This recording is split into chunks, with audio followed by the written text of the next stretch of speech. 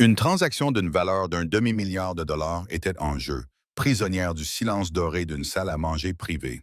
D'un côté de la table se trouvaient deux des dirigeants les plus impitoyables de l'industrie technologique. De l'autre, une énigmatique millionnaire japonaise, Ellara Vance, qui refusait de prononcer un seul mot d'anglais. Il considérait son silence comme une faiblesse, ses mots étrangers comme du carabia. Ils souriaient narquoisement, chuchotaient, la rabaissaient, confiants dans leur supériorité.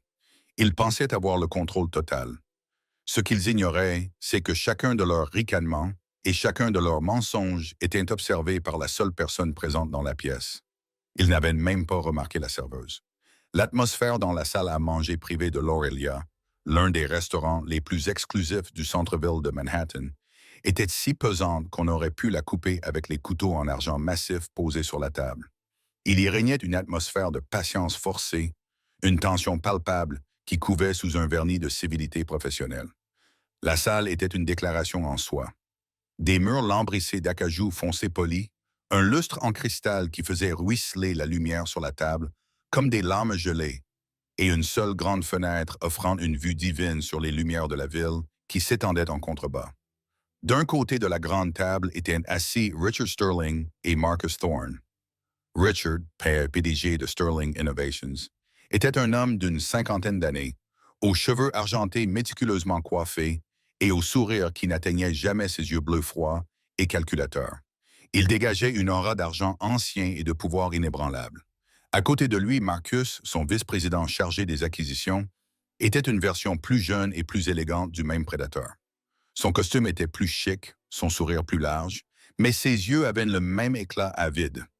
Ils étaient là pour conclure l'affaire de leur vie, l'acquisition de Vance Robotics, une entreprise japonaise à la pointe de l'IA bio-intégrative. Et de l'autre côté de la table se trouvait la raison de leur anxiété. R. Vance. Elle n'était pas ce à quoi ils s'attendaient.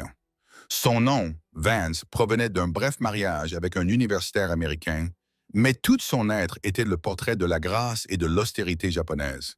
Elle avait peut-être près de 70 ans, sa posture était droite comme un I, ses cheveux argentés étaient tirés en arrière en un chignon simple et élégant. Elle portait une modeste robe en soie sombre, sans aucun bijou à l'exception d'une simple bague en jade. Son visage, masque de calme et d'impassibilité, ne trahissait rien. Elle était accompagnée de son fidèle assistant, un homme plus jeune nommé David Chen, assis légèrement derrière elle, dont l'expression reflétait parfaitement le stoïcisme de son employeuse. Le problème commença dès son arrivée, après les salutations initiales facilitées par David R. Vance, mais ces mots n'étaient pas l'anglais clair et accentué auquel il s'attendait. C'était du japonais, doux, mélodieux et totalement incompréhensible pour Richard et Marcus. Monsieur Sterling, Miss Vance est ravi d'être ici et vous remercie d'organiser ce dîner. David avait traduit son anglais impeccable. Richard avait forcé un sourire. Bien sûr, c'est un plaisir. Veuillez lui dire que nous sommes honorés. Alors que les hors-d'œuvre étaient servis, un délicat arrangement de pétoncles poêlés et de mousse au yuzu, Richard a réessayé. Madame Vance, votre travail dans le domaine des interfaces neuronales est tout simplement révolutionnaire. Nous pensons qu'en combinaison avec notre réseau de distribution mondiale, nous pouvons changer le monde. Il a fait une pause, rayonnant, attendant la traduction. David s'est penché et murmuré quelque chose à Alara en japonais, et elle a répondu par une phrase courte et calme. David se retourna. Madame Vance comprend les synergies potentielles. La conversation, si on peut l'appeler ainsi, se poursuivit de cette manière guindée et frustrante pendant près d'une heure. Richard et Marcus prononçaient un paragraphe d'éloge enthousiaste sur l'entreprise que David condensait en un murmure, recevait une réponse d'une seule phrase qu'il traduisait à son tour. C'était comme essayer de jouer au tennis contre un mur de briques. Marcus perdait patience. Il se pencha vers Richard, mettant sa main en coupe devant sa bouche dans une tentative peu subtile de discrétion. Qu'est-ce que c'est que ça, Richard? Est-ce une sorte de jeu de pouvoir? Elle nous oblige à passer par lui pour tout, elle nous fait mendier. Le sourire de Richard était crispé, un masque de professionnalisme qui se fissurait au bord. Reste calme, Marcus. C'est comme ça qu'ils font des affaires. Il s'agit de respecter la hiérarchie. Joue le jeu. Le prix vaut un demi-milliard, mais cela semblait être plus qu'un jeu. Les yeux d'R. Vance, sombres et intelligents, semblaient suivre chacun de leurs mouvements. Elle regardait rarement David lorsqu'il traduisait, mais les observait plutôt, le regard fixe. C'était déconcertant. Elle leur disait parfois quelque chose directement. Un flot de japonais qui ressemblait à une question. Elle penchait légèrement la tête. À chaque fois, il regardait David avec un sentiment d'impuissance paniquée. Elle demande si vous avez apprécié vos récentes vacances dans les Caraïbes, M. Sterling. David traduisait, le visage impassible. Richard clignait des yeux, pris au dépourvu. Oh oui, c'était merveilleux, très relaxant. Comment l'a-t-elle su? Et elle remarque que les actions de votre entreprise ont chuté de 2 points cet après-midi après la fuite des prévisions trimestrielles, M. Thorne. David continuait à relayer une autre observation prononcée d'une voix douce par Ara. Le visage de Marcus pâlit légèrement. Ils étaient disséqués, analysés, et la femme qui tenait le scalpel parlait une langue qui les rendait complètement impuissants. Leur frustration se transformait en un mélange dangereux de colère et d'arrogance. C'étaient eux les titans de l'industrie ici, pas elle. C'était leur ville, leur restaurant, leur affaire, et on les traitait comme des imbéciles. Chloé ajusta le tablier blanc immaculé autour de sa taille. Ses mouvements étaient précis et silencieux tandis qu'elle se déplaçait le long du périmètre de la salle à manger privée. Elle était un fantôme dans ce monde opulent, entraînée à être invisible. Son travail consistait à anticiper les besoins avant qu'ils ne soient exprimés, à remplir un verre d'eau dès qu'il était à moitié vide, à débarrasser une assiette avec la discrétion d'un chat, à exister comme une paire de mains et non comme une personne. Mais Chloé était une observatrice. C'était ainsi qu'elle survivait non seulement au corps de travail épuisant à Aurelia, mais aussi à la vie. Elle remarqua le léger tremblement de la main de Marcus Thorne lorsqu'il tendit la main vers son verre de vin, signe d'une agitation qu'il essayait de réprimer. Elle vit que le sourire affable de Richard Sterling n'était qu'une fine couche fragile recouvrant un gouffre d'impatience. Mais surtout, elle observait Ara Vance. Pour Richard et Marcus, cette femme était un obstacle, une énigme bizarre et étrangère. Pour Chloé, elle était tout autre chose. Elle lui était familière. Chloé avait grandi à Kyoto. Son père était attaché culturel à l'ambassade américaine, un universitaire discret qui était tombé amoureux du pays et y avait élevé sa fille pendant 15 ans. Elle avait fréquenté une école japonaise locale, ses journées rythmées par la rigueur de la langue et ses amitiés forgées dans ses nuances. Le japonais n'était pas seulement une deuxième langue pour elle. C'était la langue de son enfance, des genoux écorchés et des premiers chagrins d'amour, des secrets chuchotés à sa meilleure amie Aiko. C'était la langue dans laquelle elle rêvait encore parfois. Aujourd'hui, elle cumulait 2 emplois pour financer ses études d'art plastique à l'Université de New York, et ces années lui semblaient lointaines. Elle était là, simplement Chloé, la serveuse discrète. Personne ne savait que les mots doux et fluides prononcés par Vance étaient clairs comme de l'eau de roche pour elle, et ce qu'elle entendait lui donnait la chair de poule. Elle entendait les traductions fournies par David Chen, qui étaient précises mais incomplètes. Elles étaient littérales. C'étaient des mots stériles et fonctionnels d'un interprète professionnel. Il leur manquait l'âme, les subtilités honorifiques, le sous-texte complexe qui se tissait dans chaque syllabe prononcée par Vance.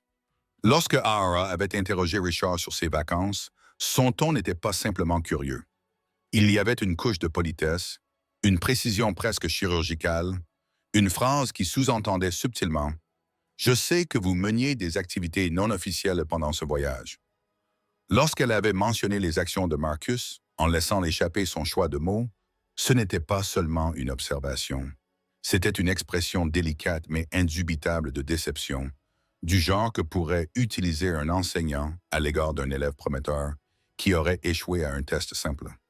Elle s'exprimait dans un dialecte japonais très formel, presque courtois, qui traduisait une immense autorité et une grande intelligence.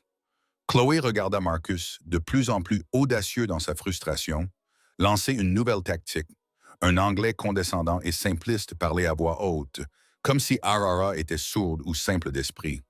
« Nous vous offrons un très bon prix, dit-il en levant les doigts. Beaucoup d'argent. » Chloé tressaillit. L'insulte était si profonde, si profondément ignorante qu'elle ressentit une douleur fantôme de honte à sa place.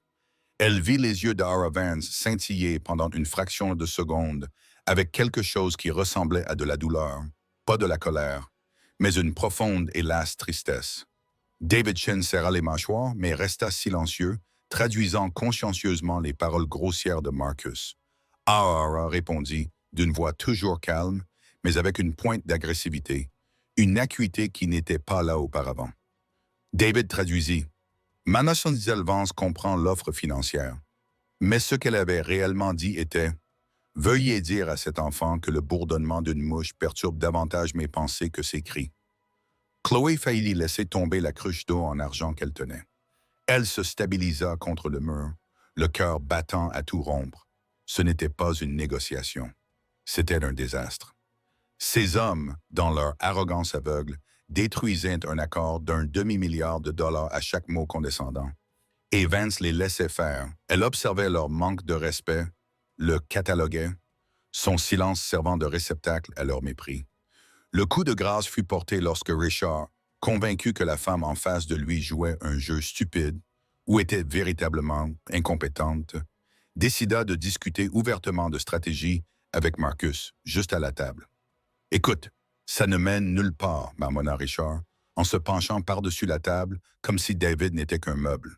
Passons directement à l'offre finale. Nous supprimerons les primes de performance pour son équipe de direction. Elle est clairement incapable de les gérer. Si c'est ainsi qu'elle se comporte, nous pouvons les intégrer à notre propre structure et économiser 20 millions d'emblée. Elle ne verra même pas la différence. Dites-lui simplement qu'il s'agit d'une offre finale simplifiée. » Marcus sourit, dévoilant des dents de prédateur. Brillant. Elle est perdue dans son propre monde. Il se contentera de traduire ce que nous lui dirons. Chloé resta figée près de la porte de service, le métal froid de la poignée appuyant contre son dos. Ils allaient la frauder ici même, devant elle, en utilisant la langue de son enfance comme bouclier pour leur tromperie. Ils supposaient que son incapacité à parler anglais équivalait à une incapacité à comprendre des structures commerciales complexes. Ils voyaient une femme, pas un titan. Ils voyaient une étrangère, pas un génie. Et à ce moment-là, Chloé sentit les 15 années passées à Kyoto remonter en elle. Elle se souvint que son père lui avait appris que le silence au Japon pouvait être un signe de respect, de réflexion profonde, de force. Ce n'était pas un vide à combler par du bruit et de l'arrogance. Elle regarda le visage de Vance, l'intelligence profonde et solitaire dans ses yeux. C'était le même regard qu'elle avait vu dans les yeux de sa propre grand-mère après le décès de son grand-père. Une femme entourée de personnes qui ne voyaient en elle qu'une veuve fragile et non le pilier de force qu'elle était.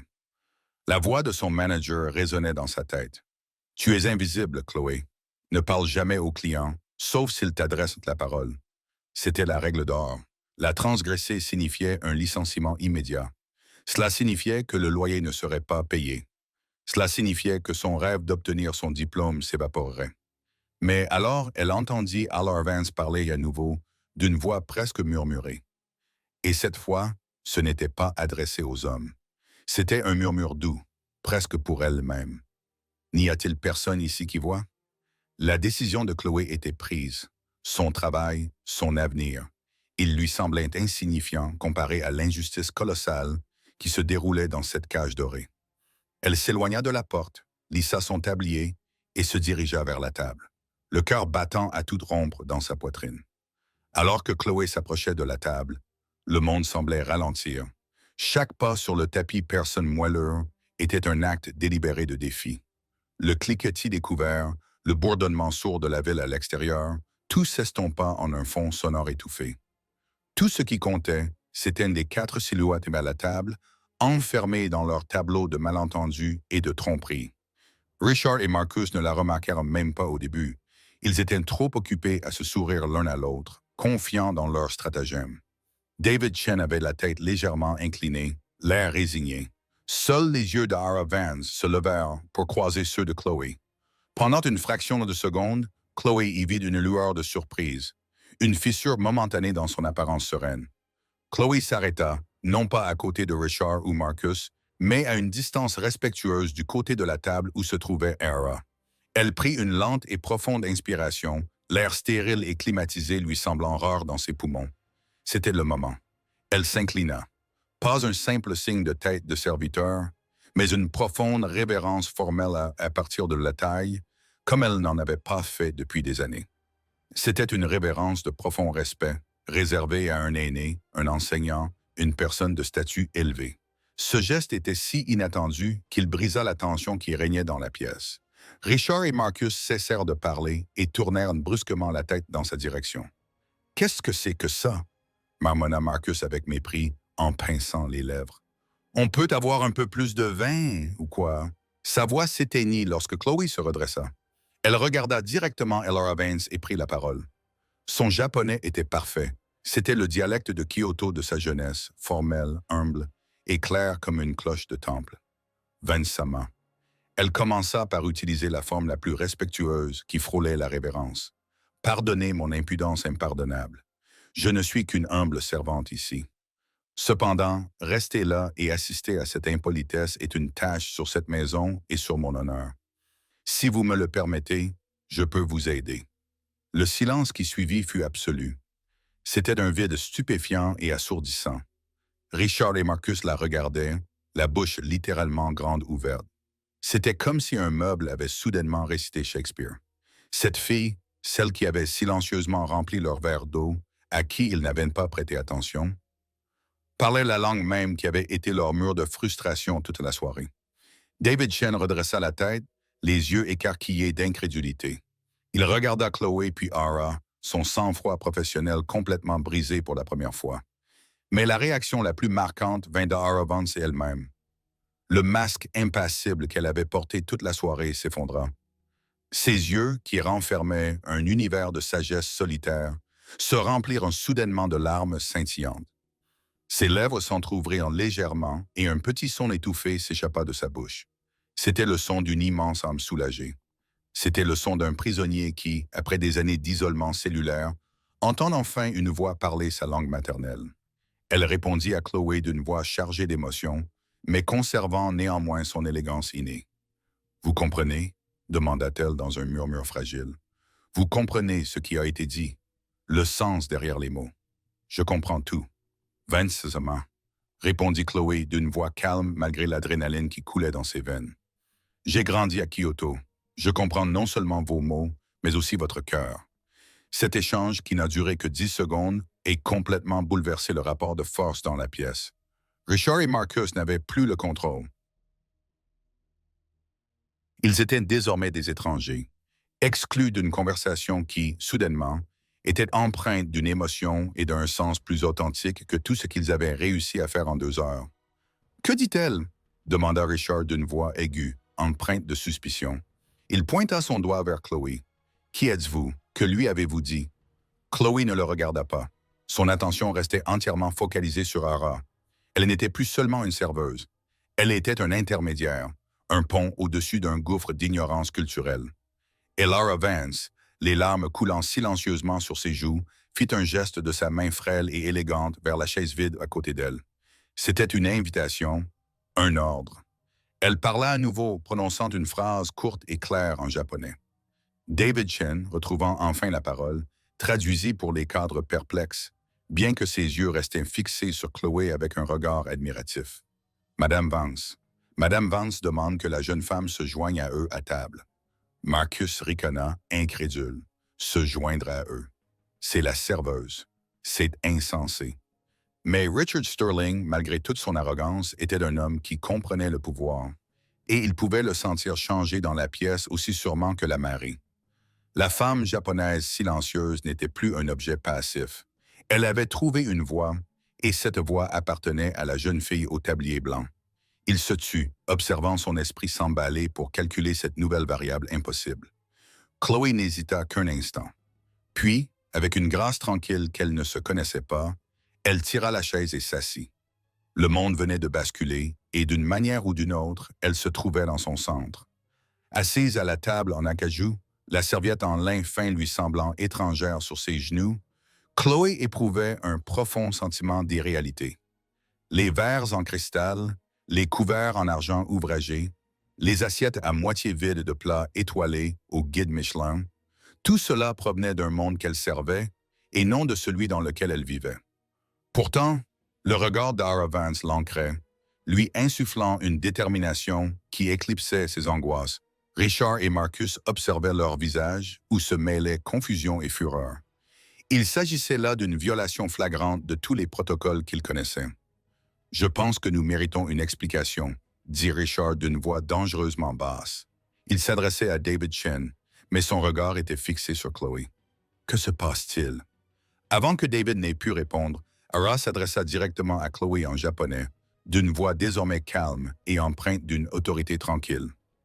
Chloé écouta attentivement, puis tourna son regard vers les deux dirigeants américains. Pour la première fois, elle leur parla d'une voix claire et posée. « Je m'appelle Chloé. Madame Vance m'a demandé de traduire pour elle. » Elle fit une pause, laissant cette simple déclaration faire son effet. Elle estime qu'il est temps que vous compreniez le contexte global de cette réunion. David Chen acquiesça lentement, donnant tacitement son accord à Chloé. Il comprenait que son rôle de traducteur purement professionnel était insuffisant pour répondre aux besoins actuels. Ce qu'il fallait, c'était un lien humain. Chloé se tourna vers Ara qui commença à parler. Elle ne parla pas d'affaires, de robotique ou du cours de la bourse. Elle parla d'un mardi pluvieux à Tokyo, 6 mois auparavant. Elle parla d'une voiture noire, d'une route glissante et du crissement des pneus, la dernière chose dont elle se souvenait avant de se réveiller dans un monde aux couleurs ternes et aux sons confus. Sarah parlait, Chloé traduisait sa voix, devenant le réceptacle de la douleur et de la frustration de la femme plus âgée. Il y a 6 mois, Chloé commença son récit en brossant un tableau saisissant dans la pièce opulente. Madame Vance avait été victime d'un grave accident de voiture.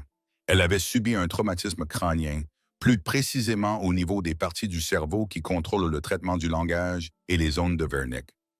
Elle marqua une pause. Richard et Marcus échangèrent un regard incrédule. Ses fonctions cognitives. Chloé a poursuivi.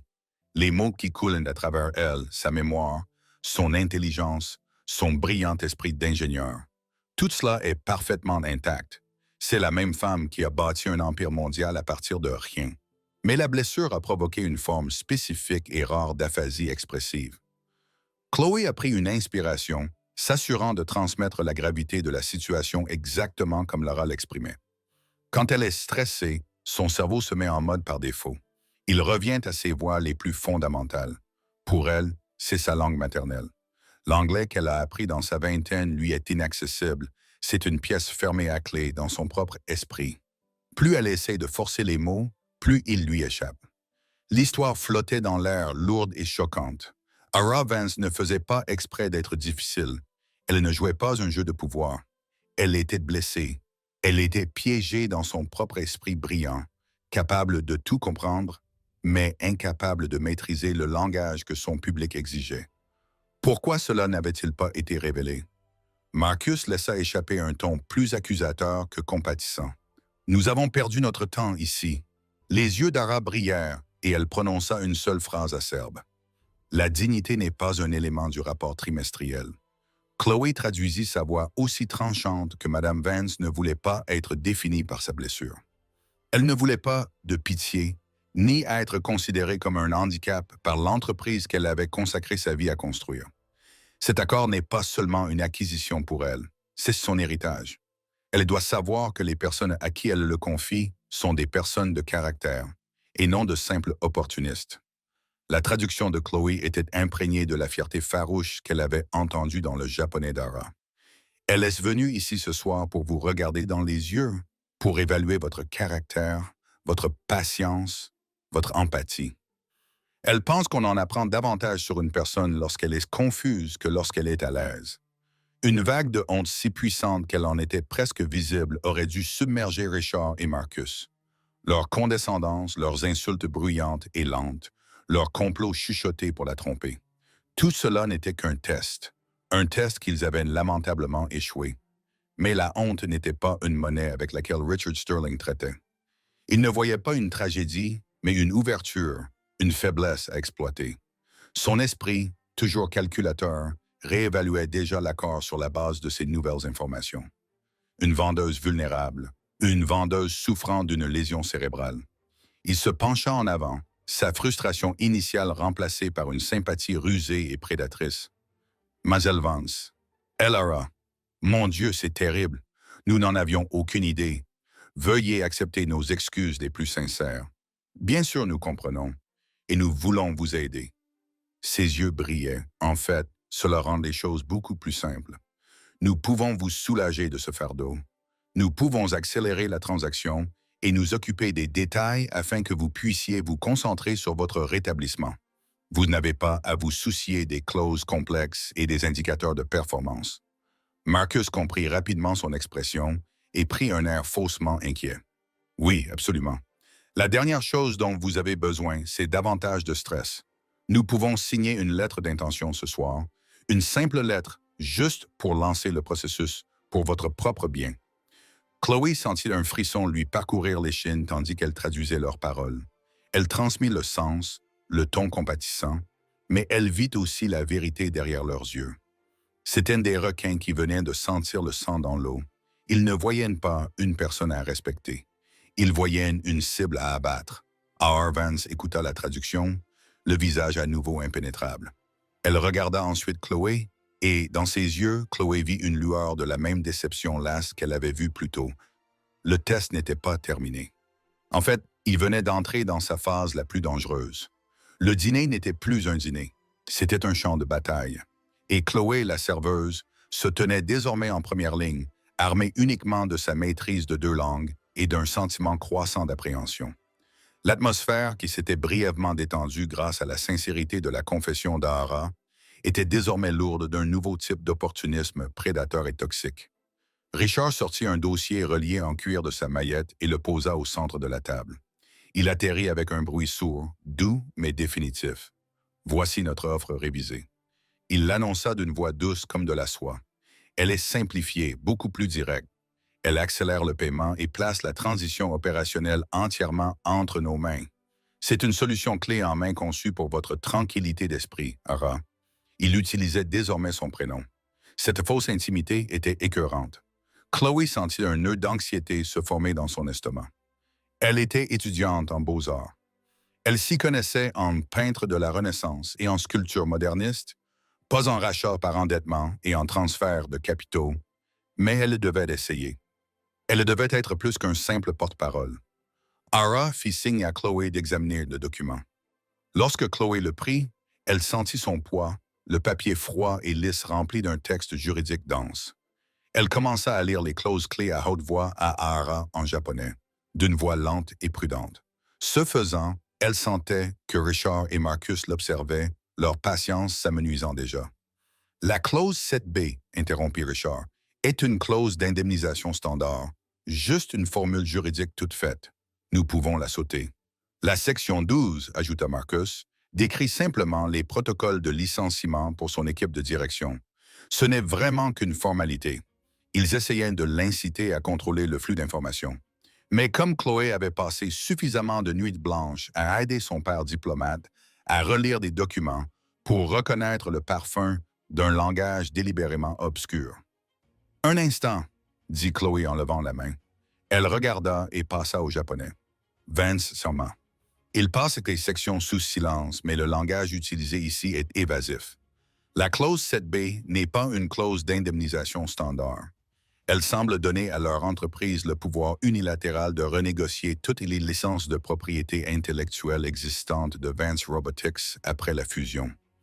Ils pourraient vendre vos brevets fondamentaux. Les yeux d'Ara se plissèrent de manière presque imperceptible. Elle fit un léger signe de tête à Chloé pour qu'elle continue. Et la section 12, Chloé continua, le cœur battant. Il ne s'agit pas de licenciement. C'est une clause de non-concurrence, mais elle est rédigée de manière si large qu'elle empêcherait non seulement vos cadres supérieurs de travailler ailleurs, mais elle vous empêcherait également de vous engager personnellement dans toute activité technologique connexe pendant une période de 10 ans. Ils essaient d'acheter non seulement votre entreprise, mais aussi votre avenir. Chloé ne se contentait plus de traduire. Elle analysait. Elle protégeait. À chaque phrase qu'elle décodait, elle sentait une montée d'adrénaline. Les 2 hommes puissants, assis à la table, lui semblaient soudainement plus petits. Leurs costumes coûteux et leur sourire confiant n'étaient rien d'autre qu'un camouflage bon marché pour leur cupidité. Richard commençait à s'agiter. Qu'est-ce qui la retient? Que lui dites-vous? Dites-lui simplement que c'est un accord standard. Chloé soutint son regard, l'expression imperturbable. Je m'assure que Mme Vance comprenne le sens complet et précis de chaque clause. Monsieur Sterling, comme vous pouvez le comprendre, la clarté est primordiale dans une transaction de cette ampleur. Son langage formel d'entreprise, venant d'une serveuse, sembla le stupéfier et le réduire au silence pendant un instant. Ara posa alors une question en japonais, d'un ton faussement léger. Chloé traduisit. Madame Vance est curieuse de connaître la révision de la valorisation de la division R&D de l'entreprise. L'offre initiale la fixait à 100 millions de dollars. Dans ce nouveau document, ce chiffre semble absent, intégré dans une catégorie d'actifs généraux. Marcus fit un geste de la main pour signifier son désintérêt. C'est une simplification administrative, c'est le chiffre global qui compte. Tout y est. Ne vous inquiétez pas. Ara reprit la parole, ses mots doux mais lourds comme de l'acier. La traduction de Chloé était précise. Vance se m'a dit que d'après son expérience, lorsqu'un chiffre de cette ampleur disparaît, c'est rarement pour des raisons administratives. Elle vous demande d'indiquer la ligne exacte où figure la valeur de ses recherches de toute une vie. Une goutte de sueur perlait sur la tempe de Marcus Thorne. Risher et lui se mirent à feuilleter leur copie du document. Un bruissement frénétique emplit la pièce. Ils étaient déconcertés. Ils avaient supposé que leur adversaire était incapable d'agir, que la traductrice n'était qu'un simple outil. Ils ne s'étaient jamais attendus à des questions aussi précises et informées. Ils ne s'étaient jamais attendus à Chloé. Elara Vance se cala dans son fauteuil, l'image même du calme absolu. Elle but une gorgée de thé avec délicatesse. Pour la première fois de la soirée, un petit sifflement presque imperceptible effleura le coin de ses lèvres. Elle n'était pas l'animal blessé qu'ils avaient perçu. Elle était une chasseuse et elle venait de voir sa proie marcher avec assurance dans un piège qu'ils avaient eux-mêmes tendu. Chloé réalisa avec un sursaut que les questions d'Arara n'étaient pas seulement destinées à obtenir des informations. Elle connaissait déjà les réponses. Elle comprenait parfaitement le contrat. L'aphasie affectait sa capacité à parler anglais, pas à le lire. Elle n'avait pas besoin d'un traducteur pour les mots sur la page. Elle en avait besoin pour les hommes dans la pièce. Elle avait besoin d'un témoin. Toute la soirée, le silence, la confusion, son apparente vulnérabilité, tout cela n'avait été qu'un test de personnalité extrêmement élaboré et risqué. Et maintenant, c'était l'heure de l'examen final. L'atmosphère dans la pièce avait changé. L'odeur écœurante de la confiance prédatrice avait été remplacée par l'odeur âcre de la panique. Richard et Marcus chuchotaient furieusement entre eux, la tête penchée sur le contrat, incapables de trouver la justification dont ils avaient besoin. La façade de contrôle qu'ils avaient soigneusement construite s'effondrait. R. Vance les observa longuement, le visage impassible. Puis elle regarda Chloé et se mit à parler. Son japonais était différent à présent. Les intonations douces et formelles avaient disparu, remplacées par une voix claire, autoritaire et résolument déterminée. C'était la voix d'une PDG, d'une dirigeante, d'une femme qui avait plié le monde de la technologie, dominé par les hommes, à sa volonté. Chloé l'écouta, les yeux écarquillés. Les instructions étaient précises, le message d'une clarté dévastatrice. Elle prit une profonde inspiration, redressa le dos et se prépara à porter le coup final. Elle se tourna vers Richard et Marcus, dont les chuchotements frénétiques cessèrent lorsqu'ils virent l'expression de son visage. « Messieurs, commença Chloé d'une voix empreinte d'une autorité qui n'était pas tout à fait la sienne, Mans m'a chargé de vous communiquer sa décision finale. » Elle laissa les mots flotter dans l'air, le silence s'étirant en une éternité inconfortable. « Premièrement, dit Chloé en fixant Richard du regard, concernant votre tentative d'enterrer la clause de propriété intellectuelle. Mademoiselle Vance considère cela comme une tentative flagrante de dépouiller son entreprise de ses actifs, volant ainsi les brevets technologiques fondamentaux qui constituent l'âme de Vance Robotics. Elle considère cela non seulement comme un manquement à la bonne foi, mais aussi comme une profonde insulte personnelle. Le visage de Richard pâlit. Deuxièmement, a poursuivi Chloé en se tournant vers Marcus, concernant la clause de non-concurrence formulée de manière trompeuse. Mademoiselle Vance trouve cela amusant. L'idée qu'elle permettrait à un homme comme vous, qui ne sait même pas lire son propre bilan, sans le divulguer, de dicter les conditions de l'œuvre de sa vie, est, selon ses propres termes, le comble de l'arrogance délirante. Marcus avait l'air d'avoir reçu un coup physique. Et troisièmement, dit Chloé, baissant légèrement la voix, à propos de l'obscurcissement délibéré de la valeur de la division R&D. Cette division développe actuellement le projet Chimera, une technologie dont vous n'avez même pas connaissance, dont la valeur marchande prévue dépasse de loin celle de toute cette entreprise. Votre tentative de l'acquérir pour rien est sautée. Les deux hommes étaient sans voix, complètement vaincus. Ils avaient été déjoués, surpassés et mis à nu par la femme même qu'ils avaient rejetée comme une vieille étrangère confuse. Mais le coup de maître était encore à venir. Hara prononça une dernière fois une courte phrase simple en japonais. Ce faisant, son assistant David Chen, qui était resté silencieux pendant plus d'une heure, fouilla dans sa veste et en sortit un petit enregistreur audio numérique élégant. Il le posa sur la table et appuya sur un bouton. La voix de Richard, faible et déformée, emplit la pièce silencieuse. Passons directement à l'offre finale. Nous supprimerons les primes de performance pour son équipe de direction. Nous pouvons les intégrer dans notre propre structure et économiser 20 millions dès le départ. Elle ne verra même pas la différence. La voix de Marcus suivit, pleine de mépris. Brillant, elle est perdue dans son propre monde. L'enregistrement reproduisit toute leur conversation chuchotée. Chaque mot cupide, méprisant et frauduleux résonna dans la somptueuse salle à manger comme une condamnation à mort. Lorsqu'il prit fin, un profond silence s'installa. Richard Sterling était livide. Ses cheveux argentés semblaient soudain moins distingués et ressemblaient davantage à ceux d'un vieil idiot fatigué.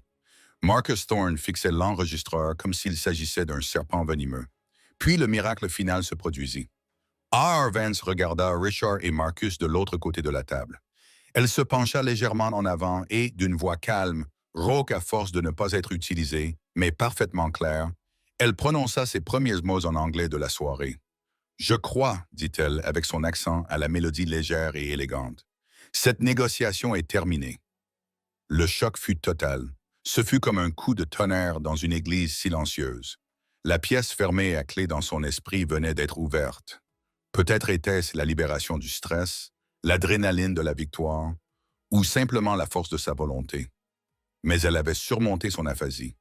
Elle se leva, la posture majestueuse. David Chen lui tint sa chaise. Elle fit un léger signe de tête, presque imperceptible, à Chloé, un signe d'immense gratitude et de victoire partagée.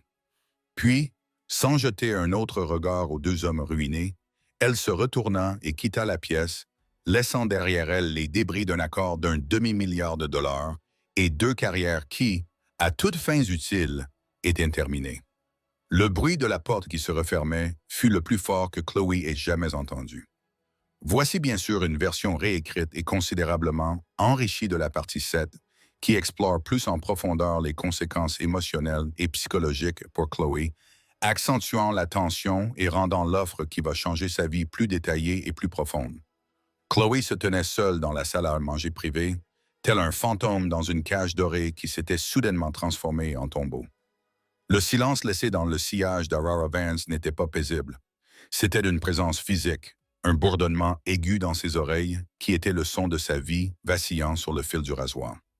Le riche parfum du canard rôti et de l'huile de truffe semblait désormais agressif et décadent.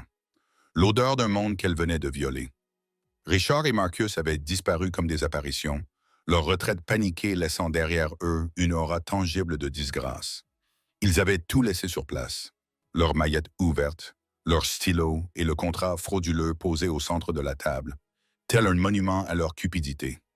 L'adrénaline qui avait aiguisé ses sens et stabilisé sa voix commença à se retirer cruellement, laissant place à une faiblesse froide et tremblante. Elle tendit la main et toucha le dossier de la chaise en acajou sur laquelle elle s'était assise, encore chaud. C'était la seule chose qui lui semblait réelle. Tout cela venait-il vraiment de se produire? Était-elle, Chloé,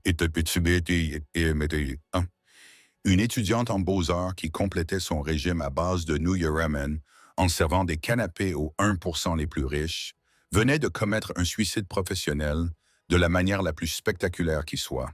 Son cœur battait à tout rompre contre ses côtes. Chaque battement était une question frénétique. Qu'ai-je fait?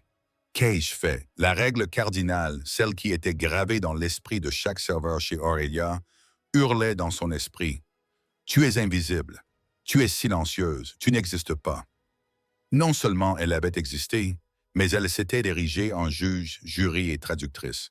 La porte de service s'ouvrit dans un violent claquement. Et son manager, un homme sévère nommé Monsieur Dubois, au visage perpétuellement crispé, fit éruption dans la pièce. Son visage était d'un rouge tacheté, ses yeux brillaient d'une fureur qui glaça le sang de Chloé. Chloé Crouy, siffla-t-il d'une voix grave et dangereuse. Il ne cria pas. C'était bien plus terrifiant que cela. As-tu la moindre idée de ce que tu viens de faire? Chloé resta figée, les mains jointes derrière le dos dans une posture de servitude incrustée. Monsieur Dubois, je peux vous expliquer. Explique. Il y eut un petit rire incrédule, dénué d'humour. Expliquez quoi? Comment tu as décidé d'abandonner ton poste? Comment tu as pris l'initiative de t'asseoir? De t'asseoir avec un client au milieu d'un dîner privé. J'ai le chef de cabinet de Richard Sterling au téléphone qui hurle à tue-tête. Je suis surpris que le cristal ici ne se soit pas brisé. Il menace de poursuivre non seulement vous, mais tout le restaurant pour atteinte à la vie privée, pour conduite non professionnelle, pour Dieu sait quoi d'autre. Il s'avança vers elle, ses pas menaçants sur la moquette moelleuse. Notre réputation repose sur la discrétion, sur un service silencieux et parfait. Et vous, en 10 minutes, vous l'avez potentiellement détruite. Vous êtes renvoyé. Bien sûr, cela va de soi. Mais je vous assure que vous serez tellement blacklisté dans cette ville que vous ne pourrez même pas trouver un emploi de plongeuse dans un restaurant de quartier. Faites vos valises, disparaissez de ma vue. Chaque mot était un clou enfoncé dans le cercueil de sa vie précaire à New York. Elle devait payer ses frais de scolarité dans 3 semaines et elle était déjà en retard pour payer son loyer. Son rêve de diriger un jour une galerie, de mener une vie entourée d'art et de beauté, s'est dissous dans une vision terrifiante d'avis d'expulsion et de dettes écrasantes. Elle avait agi par principe, mue par un sens profond de la justice, et voilà quelle était sa récompense. La ruine. Alors que Chloé ouvrait la bouche pour parler, bien qu'elle n'ait rien à dire, la porte de la salle à manger s'ouvrit à nouveau, cette fois avec un clic doux et délibéré. David Chen se tenait sur le seuil, sa présence imposant instantanément le respect. Son costume était impeccable, son expression parfaitement calme, mais ses yeux dégageaient une froideur qui faisait passer la colère théâtrale de M. Dubois pour enfantine. « Je crois que vous vous trompez, » dit David d'une voix calme, mais avec une autorité qui coupa court à la tirade du directeur. Il fit un pas dans la pièce, le regard fixé sur M. Dubois. Mlle Chloé n'agissait pas de son propre chef. Elle agissait sur demande directe et explicite de mon employeur, Mme Elara Vance.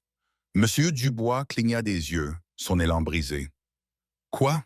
C'est impossible. Elle fournissait un service que ni vous, ni vos estimés invités n'étiez en mesure d'offrir. Clarté et respect. » David continua, d'un ton inébranlable. Il fit un autre pas, et le directeur recula instinctivement. Le rapport de force s'était inversé en un instant. Quant à M. Sterling, je lui conseillerais d'être très prudent lorsqu'il profère des menaces. Nous avons un enregistrement de lui et de M. Thorne conspirant pour commettre une fraude électronique et une tromperie contractuelle. Mon prochain appel sera pour notre équipe juridique. Son chef de cabinet aura bientôt des préoccupations bien plus urgentes que le comportement d'une serveuse. M. Dubois pâlit. Le nom Vance, qui n'était auparavant qu'un nom sur une réservation, avait désormais le poids d'une multinationale et de son armée d'avocats. L'attention de David se détourna du directeur stupéfait pour se porter sur Chloé. La froideur dans ses yeux disparut, remplacée par une chaleur sincère et un profond respect qui semblait plus précieux que n'importe quel salaire. « Mademoiselle Vance aimerait vous parler. Elle vous attend dans sa voiture en bas. Veuillez me suivre. » Il ne s'agissait pas d'un ordre, mais d'une invitation courtoise. Il tourna ensuite légèrement la tête vers M. Dubois. « Veillez à ce que ces effets personnels soient rassemblés et livrés à l'adresse que je vous communiquerai. Elle ne reviendra pas. » Sans un mot, il tint la porte ouverte à Chloé. Elle passa devant son ancien manager, qui restait bouche bée, son autorité complètement démantelée. Elle ne se retourna pas. Elle traversa la salle à manger principale animée, où les autres serveurs et membres du personnel interrompirent leur travail pour la regarder en chuchotant derrière leurs mains. Elle était une curiosité, un scandale en mouvement. Elle sentait leur regard posé sur son dos, tandis qu'elle retirait son tablier blanc, le pliait et le posait sur un comptoir, un dernier geste symbolique pour quitter ce monde. Elle suivit David hors du restaurant doré et dans l'air frais et humide de la nuit de Manhattan. Au bord du trottoir, une élégante Rolls-Royce noire ronronnait, émettant un bourdonnement à peine audible. Ce n'était pas seulement une voiture. C'était un vaisseau venu d'une autre dimension, une déclaration de puissance silencieuse et imposante. David ouvrit la porte arrière et Chloé, se sentant comme si elle entrait dans un rêve, se glissa à l'intérieur. La porte se referma avec un bruit sourd et satisfaisant et la symphonie chaotique de la ville. Les jurons, les klaxons, les bavardages furent instantanément étouffés, remplacés par un silence profond et déconcertant. L'intérieur était caverneux, sentant le cuir riche et le parfum subtil et propre du jasmin. En face d'elle, éclairée par la douce lueur des lumières de l'habitacle et des lampadaires qui défilaient, était assise Elora Vance. Elle avait l'air fatiguée, son visage marqué par une lassitude qui n'était pas là au restaurant. L'immense effort qu'elle avait fourni toute la soirée pour garder son sang-froid, pour forcer son esprit à retrouver un langage captif du traumatisme, avait clairement eu raison d'elle. Elle appuya sa tête contre l'appui-tête moelleux. Elle ferma les yeux pendant un long moment. Lorsqu'elle les rouvrit, ils étaient fixés sur Chloé et remplis d'une profonde et sincère gratitude. Le silence s'installa. Son anglais était calme mais assuré. Chaque mot semblait lui coûter un peu d'énergie. C'est un endroit très solitaire, Chloé. Depuis 6 mois, je m'y sens perdu. Les gens me crient dessus comme si j'étais une idiote ou parlent de moi comme si je n'étais pas là ce soir. Vous m'avez rendu ma voix, non seulement en parlant ma langue, mais aussi en entendant ce que je n'ai pas dit. Chloé était bouleversée. Elle se tordait les mains sur ses genoux. Je ne sais pas quoi dire dans ma défense. Je pensais que j'allais être renvoyé. J'étais terrifié. J'ai grandi à Kyoto. Mon père était diplomate et quand je les ai entendus vous parler ainsi, je n'ai pas pu rester là sans rien faire. Les lèvres d'Ara se sont courbées en un sourire doux et sincère. Je sais, je l'ai vu dans vos yeux bien avant que vous ne vous approchiez de la table. Je vous ai vu tressaillir lorsque M. Thorne a crié. J'ai vu votre mâchoire se crisper lorsque M. Sterling a commencé son complot. Je les observais, mais je vous observais aussi. Elle se pencha en avant, son intensité remplissant le petit espace. L'accident a tout changé pour moi. Il m'a montré à quelle vitesse le monde peut se retourner contre vous. Dès qu'ils sentent une faiblesse, les requins commencent à tourner en rond.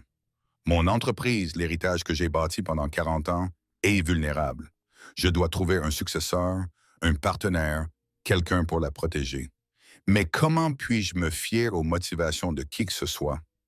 Aujourd'hui, tous ceux qui m'approchent voient en moi soit une victime à exploiter, soit une opportunité à saisir. J'ai découvert que le monde est plein de Richard et de Marcus. Chloé écoutait, captivée, comprenant qu'il s'agissait de bien plus qu'une simple explication. C'était la révélation de la femme derrière le mythe. J'ai besoin d'une personne au caractère rare, poursuivit-elle sans détourner le regard. Ce n'est pas une offre d'emploi pour un traducteur. C'est une offre pour une nouvelle voie. J'ai besoin d'une personne dans mon équipe personnelle qui comprenne les nuances, qui valorise l'intégrité plutôt que l'ambition, quelqu'un qui puisse être mes yeux et mes oreilles, qui puisse s'asseoir dans une pièce et voir non seulement ce qui est dit, mais aussi ce qui est ressenti. J'ai besoin de quelqu'un qui vérifie mon intégrité. Elle laissa ces mots faire leur effet, laissant à Chloé le temps de les assimiler. J'ai une fondation, dit Elora, la voix pleine d'une nouvelle passion. La Fondation Vance pour les arts et l'innovation. Elle finance 2 choses qui, selon moi, sont les piliers de l'avenir. Des ingénieurs brillantes et de jeunes artistes audacieux. C'est mon véritable héritage. Je veux que tu travailles avec moi pour m'aider à trouver la prochaine génération de créateurs et de bâtisseurs qui m'accompagneront, seront mes assistants, mes conseillers et mes confidents. Elle fit une nouvelle pause, un regard calculateur et perspicace. Celui qui avait construit un empire revint dans ses yeux.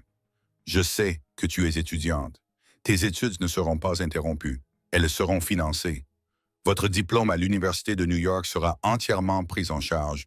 Amen. Tout comme les études supérieures que vous souhaiterez poursuivre partout dans le monde. Vous disposerez d'un logement dans mon immeuble, vous n'aurez donc pas à vous soucier du loyer et vous toucherez un salaire qui vous permettra, à vous et à votre famille, de ne plus jamais avoir à vous soucier de l'argent. Je ne vous offre pas un emploi, Chloé. Je vous offre une vie, une plateforme, une chance d'utiliser votre don unique sur la scène mondiale. L'esprit de Chloé était en ébullition. C'était trop, trop vite. Son petit appartement avec son robinet qui fuyait, la montagne de dettes liées à ses études, l'angoisse constante de simplement essayer de survivre dans cette ville. Ara lui proposait d'effacer tout cela en quelques phrases. Mais c'était plus que cela. C'était une offre qui lui donnait un but, un sens. C'était une invitation à sortir de l'ombre et à entrer dans la lumière. L'ampleur même de cette proposition était terrifiante. Un saut dans un inconnu si vaste qu'elle ne pouvait en voir l'autre côté. « Pourquoi moi ?» Chloé murmura la question née d'une vie passée à se sentir ordinaire. « Je suis serveuse, étudiante en art. Je ne suis personne. » Ara tendit la main et, l'espace d'un instant, posa sa main sur celle de Chloé. Son contact était léger, mais il ramena Chloé à la réalité dans ce moment surréaliste. « Ne dis jamais cela », dit Ara d'une voix ferme mais bienveillante. « Richard et Marcus sont des gens importants. Ils ont des titres, une réputation, une fortune. Ils voient le monde comme un tableau Excel d'actifs et de passifs. Ils calculent, ils tirent une partie, ils acquièrent, mais ils sont aveugles. Toi, tu vois les gens. Ce soir, tu m'as vu alors que j'étais invisible pour tous les autres. Ce n'est pas une compétence que l'on apprend, Chloé. C'est une partie fondamentale de qui tu es. Et dans mon monde, un monde construit sur l'artifice et l'ambition, ces dons est un super pouvoir. Je n'ai pas besoin d'une autre calculatrice dans ma vie. J'ai besoin de quelqu'un qui puisse voir. » Des larmes montèrent aux yeux de Chloé, non pas de tristesse ou de peur, mais d'un sentiment profond et bouleversant d'être vraiment vue pour la première fois de sa vie. Les années passées à observer en silence, se sentant comme un fantôme dans sa propre vie, n'avaient pas été vaines. Tout cela n'avait été qu'un entraînement pour ce moment unique. Elle prit une profonde inspiration tremblante, l'air dans la voiture silencieuse, se sentant chargée de son avenir. Elle regarda Allard Vance dans les yeux et ne vit pas une millionnaire ou une magnate de la technologie, mais un mentor, une âme sœur. Une nouvelle porte s'ouvrait et elle savait avec une certitude profonde qu'elle devait la franchir. « Oui, » dit Chloé d'une voix claire et forte. « Oui, mademoiselle Vance, j'en serais honoré. » Un sourire brillant et magnifique illumina le visage d'Ara. « Ara, » corrigea-t-elle doucement. « À partir de maintenant, vous m'appellerez Ara. » Tandis qu'elle parlait, la voiture quitta le trottoir et s'engouffra silencieusement dans le flot de la circulation. Chloé regarda par la fenêtre les gratte-ciels imposants de Manhattan, dont les lumières scintillaient comme une galaxie d'étoiles terrestres. Il y a seulement une heure, elle n'était qu'un petit point insignifiant dans cette ville vaste et indifférente. À présent, alors que la Rolls-Royce avançait dans la nuit, elle avait l'impression d'être enfin en passe de devenir l'une d'entre eux. Le voyage ne faisait que commencer. Ce que vous venez d'entendre n'était pas seulement l'histoire d'une transaction commerciale. C'est une histoire sur les masques que nous portons et les jugements hâtifs que nous portons chaque jour. Elle raconte comment nous sous-estimons constamment les personnes qui nous entourent. Le collègue discret au bureau, la caissière à l'épicerie, la serveuse qui s'occupe de notre table. Nous voyons un uniforme, un titre professionnel, une apparence silencieuse, et nous complétons le reste avec nos propres préjugés. Mais derrière chaque paire d'yeux se cache un univers d'expérience, une force cachée, une voix qui attend le bon moment pour se faire entendre. Ara Vance n'était pas une victime. C'était une reine qui testait sa cour. Et Chloé n'était pas seulement une serveuse. Elle était la seule digne d'y entrer. Si cette histoire vous a ému et vous a rappelé le pouvoir extraordinaire de la gentillesse et de la perception ordinaire, n'hésitez pas à aimer cette vidéo et à la partager avec quelqu'un qui a besoin de l'entendre. Et n'oubliez pas de vous abonner et d'activer la cloche de notification pour découvrir d'autres histoires vraies qui révèlent l'incroyable vérité selon laquelle les héros sont partout autour de nous, souvent dans les endroits les plus inattendus. Merci de votre attention.